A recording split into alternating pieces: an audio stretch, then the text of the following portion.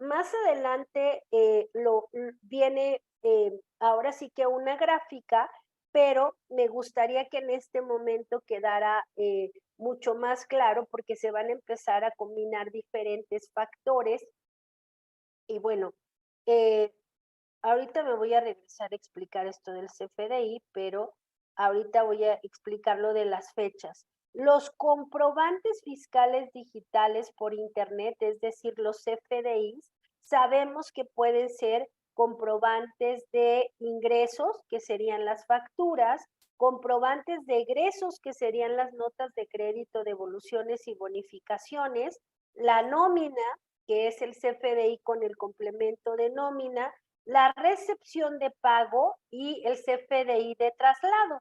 Estos son los tipos de comprobantes que están definidos por el SAT en la guía de llenado. Pero estos comprobantes pueden tener más de una fecha, es decir, una factura y un comprobante de egresos van a tener fecha de emisión, que sería la fecha del comprobante, y fecha de timbrado. ¿A qué se refiere con la, o por qué podría ser diferente la fecha de emisión de la fecha de timbrado que tienen todos los comprobantes? Recuerden que les comenté que está el capítulo 272 que habla de los PACs. Este capítulo 272 dice que los PACs tienen 72 horas para reportarle al SAT los UIDs que hayan timbrado. Eso quiere decir que técnicamente, no legalmente, pero técnicamente puede existir una diferencia de hasta 72 horas entre la fecha de emisión y la fecha de timbrado, pero todos los comprobantes tienen fecha de emisión y fecha de timbrado. Por eso en el caso de la nómina dice que tengo diferentes días de acuerdo a el pago para timbrarlo. Pero en el caso de la nómina, tengo también la fecha inicio de nómina, la fecha final de nómina y la fecha de pago. De acuerdo a la regla, perdón, de resolución miscelánea que acabamos de ver, la fecha que le va a dar la validez fiscal al recibo de nómina va a ser la fecha de pago. En el caso de la recepción de pago, también tiene fecha de pago. Entonces, la fecha que le va a dar el sustento fiscal a la recepción de pago va a ser la fecha de pago. Y en el caso de traslado, hay fechas de salida y fechas de llegada. Es decir, cuándo sale la mercancía y cuándo llega, y esta sería la fecha que tendría que validar el SAT para efectos fiscales. En el caso de ingresos y egresos, la fecha que va a validar va a ser la fecha de emisión. Entonces, bajo este contexto que estamos platicando, que más adelante viene un tema, pero que ahorita me permite con mayor claridad explicarles, muchas de las diferencias que nos hace llegar el SAT entre lo que retuvimos y lo que declaramos se puede determinar a través de la fecha de pago que tiene el recibo de nómina. ¿Por qué? Y voy a poner un ejemplo de manera muy natural, que va a ser otro proceso que vamos a ver más adelante. Recordemos que ya tengo que hacer el ajuste mensual de la nómina por motivos del subsidio para el empleo. Entonces, la verdad es que en las nóminas quincenales y en las nóminas mensuales, pues no tengo tanto problema, ¿no? O sea, solamente puedo tener problemas o temas administrativos porque me ha sucedido que hay empresas que terminan su nómina o la cierran, su último día de nómina es el 15, pero administrativamente pagan 2 días después, que sería el 17. Si ellas pagan el 17 y le ponen al momento de timbrar la nómina que pagaron el 17, para el SAT esta nómina del 17 corresponde a febrero, perdón, estoy en el mes de febrero. pero la del 28 de febrero, si ellas las pagan hasta el 2 de marzo y al momento de timbrar le ponen que la fecha de pago fue 2 de marzo, para el SAT esa nómina corresponde a marzo y no corresponde a febrero. ¿Y qué está pasando para efectos contables y fiscales? Que en contabilidad decimos, pues es la nómina del 28 de febrero, la contabilizamos en febrero y reportamos los impuestos en febrero. A lo mejor en temas quincenales no se ve tanto los cambios, pero en temas semanales puede ser mucho más visible, ¿no? O sea, yo siempre pongo el ejemplo de un cliente que tengo, que él, su último día de nómina es los miércoles, es decir, en este caso el primero, el 8, el 15, el 22 de febrero, pero él administrativamente lo cierra este día para pagar el viernes. Eso quiere decir que la nómina del primero de febrero, aunque solo tenga un día de febrero, como él paga el 3 de febrero, le está diciendo al SAT que esa nómina corresponde y la va a acumular en el mes de febrero. Que la nómina del 8 de febrero la va a pagar el 10 y va a corresponder al 10 de febrero. Que la nómina del 15 de febrero, que la va a timbrar el 17 de febrero, sigue correspondiendo al mes de febrero. Y así sucesivamente. Pero va a llegar la del 22 que va a pagar el 24. Hasta aquí no va a haber problema, todo esto está bien. Pero la del 1 de marzo, aunque todo, prácticamente todo sea de febrero, yo voy a decir que es de marzo, porque yo le puse que mi último día es marzo y la timbré el 3 de marzo. Eso quiere decir que mi ajuste mensual yo tendría que haberlo hecho el 22 de febrero. Y este sería mi última nómina del mes y es donde yo tendría que haber ejecutado el ajuste y hecho muchas cuestiones. Y a lo mejor aquí no me empata, pero quisiera buscar otro ejemplo de otro mes donde me gustaría que vieran estas diferencias, por ejemplo, noviembre, ¿no? Fíjense, noviembre, 2, 3, noviembre tuvo 5 semanas, ¿no? En este mismo ejemplo que les puse. Su primer nómina es el 2, pago el 4, la timbro fecha de pago el 4, luego el 9, pago el 11, luego el 16, pago el 18, pero la última del 30 se supone que es mi última nómina del mes y aquí tendría que correr el ajuste mensual por subsidio al empleo. Pero si al momento de timbrarla yo le pongo que la pagué el 2 de diciembre, para el SAT esta nómina la tendría que acumular en diciembre y no en noviembre. Y entonces ahí es donde empiezo a tener diferencias entre lo que timbré y lo que pagué. Nos pregunta Georgina, buenos días, tengo el caso de 3 empleados de 20, que se le paga un día diferente a la quincena. ¿Puedo hacerlo en la misma nómina cuidando que le ponga la fecha de pago o tengo que hacer una segunda nómina? Mira, Georgina, no sé cuál sea el software que utilices, porque la verdad es que hoy en día tratar de hacer una nómina de Excel y después timbrarlo está en chino, ¿eh? O sea, te llevaría mucho tiempo.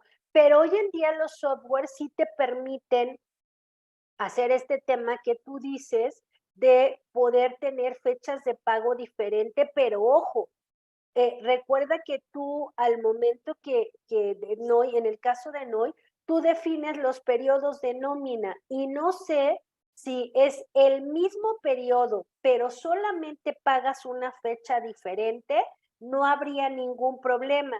Pero si va a cambiar el periodo de la nómina, es decir, que estos tres trabajadores los tengas catorcenalmente y a los otros quincenalmente, sí tendrías que hacer una nómina diferente, porque acuérdate que también viene lo que es la fecha inicial de nómina y la fecha final de la nómina. Si lo único que cambia es el día de pago, pero el periodo de la nómina es el mismo, tú pudieras tenerlos en la misma nómina y solo al momento de timbrar el sistema eh, te permite visualizar una ventana que dice cuál es la fecha de pago. Esas fechas de pago en la mayoría de los softwares sugieren el último día de la nómina y nosotros pues ya de manera mecánica le damos a aceptar, pero lo ideal es que revisáramos ese tema, porque bueno, yo puse ahorita el ejemplo de la nómina semanal porque pudiera generar una diferencia de todos los recibos de la nómina, pero podemos platicar incluso de un finiquito, ¿no? O sea, ¿qué pasa con una persona que se va 2 días antes de que termine el mes? Por ejemplo, en enero, imaginemos que renunció el 30, pero yo ya había cerrado la nómina porque la iba a pagar el primero. Entonces, aún así, yo genero mi finiquito el 30, pero esta persona no se queda a recibir el cheque, se va, porque como todo se va bien enojado y bien indignado, y obviamente yo como supe que no recogió el cheque, no lo timbro, perdón. Y el contador ya sabe que un recibo no timbrado es como no pagado, perdón, un recibo no pagado, no timbrado, no lo tengo que acumular. Y obviamente el impuesto de enero yo lo reporto el 17 de febrero, pero esta persona viene hoy 21 de febrero porque ya se le bajó el coraje y viene a cobrar el finiquito. Si hoy que viene a cobrar el finiquito, obviamente el finiquito está en mi nómina del 31 de enero. Si hoy que cobre el finiquito, al momento de timbrar, yo no le cambio la fecha y le dejo la fecha de enero, pues obviamente para el SAT va a haber una diferencia porque va a decir, oye, tú me estás diciendo que le pagaste el 31 de enero. Si por el contrario yo le pongo, aunque esté en la nómina del 31 de enero, le pongo que la fecha de pago es de febrero, le estoy diciendo a la autoridad que hasta en la declaración que yo presente en marzo del mes de febrero, voy a presentar el impuesto de esta nómina. Entonces, pues la verdad es que este juego de fechas, créanme que es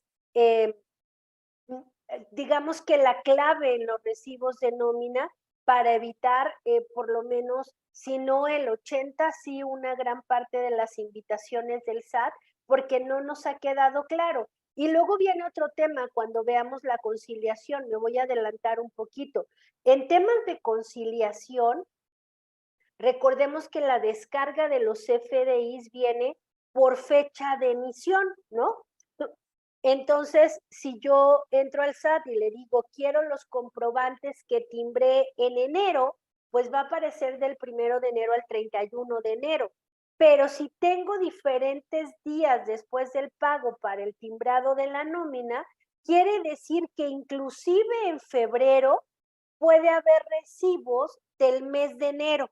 Entonces, al momento de descargar, yo tendré que extender el periodo de descarga de los FDIs para poder incluir los recibos, porque esos recibos que están en febrero pueden corresponder a enero de acuerdo a la fecha en la que yo pagué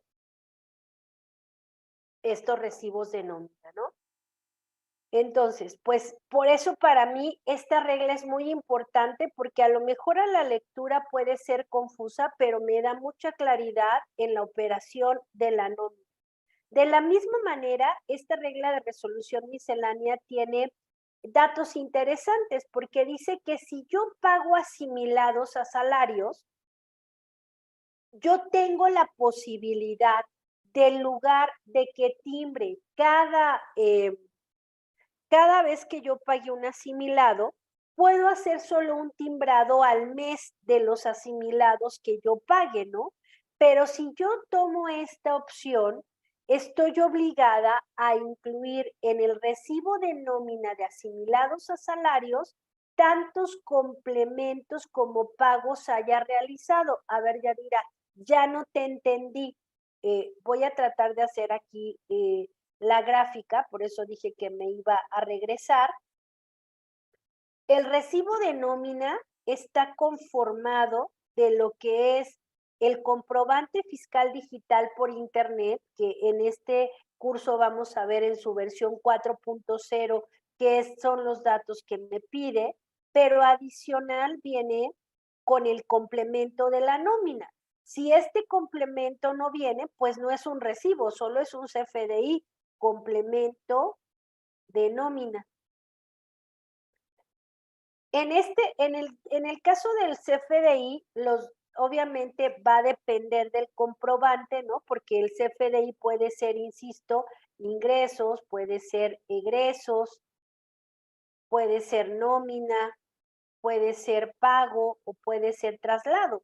Los datos que tiene como tal el CFDI van a ser los datos del emisor, van a ser los datos del receptor, va a ser la clave SAT, va a ser la unidad de medida, va a ser el total del comprobante, ¿no? Va a decir, más adelante vamos a ver un tema de objeto del impuesto, o sea, vienen, digamos que todos los datos del comprobante, aquí es donde voy a encontrar el método de pago y la forma de pago, pero en el complemento, sobre todo hablando de la nómina, es donde por parte del patrón voy a encontrar el registro patronal, por parte del trabajador voy a encontrar el número del IMSS, voy a encontrar las percepciones, voy a encontrar las deducciones. Entonces, lo que dice el SAT, si tú pagas asimilados cada 14 días y optas por hacer solo un recibo mensual, tienes que incluirme esta sección de verde, porque esta sección de verde es la que tiene la fecha inicial, tiene la fecha final de la nómina, aquí también le voy a poner nómina,